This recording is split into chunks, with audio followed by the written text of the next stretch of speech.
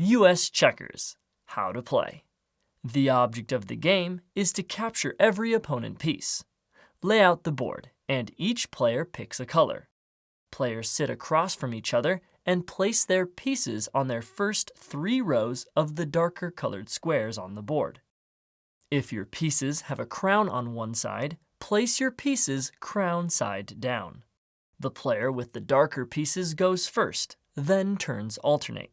On your turn, you must move one of your pieces diagonally from one square to an empty square of the same color in a forward direction towards your opponent's side of the board. Your pieces may not travel backwards.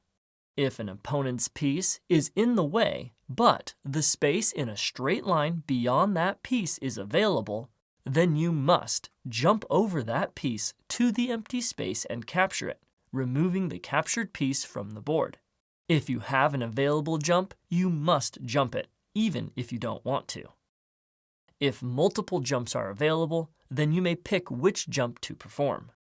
You may not jump your own pieces, and you may not jump more than one checker. If, after jumping, your jumping piece is in a position to jump again, then you must make another immediate jump until there are no more available jumps left for that piece.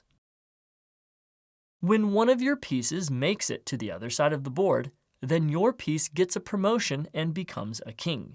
To indicate this, immediately stack a previously captured piece of the same color on top of the promoted piece, or flip the promoted piece over to reveal the crown side. King pieces are allowed to move backwards and forwards. Kings may be captured like any normal piece when jumped. The first player to capture all their opponent's pieces wins.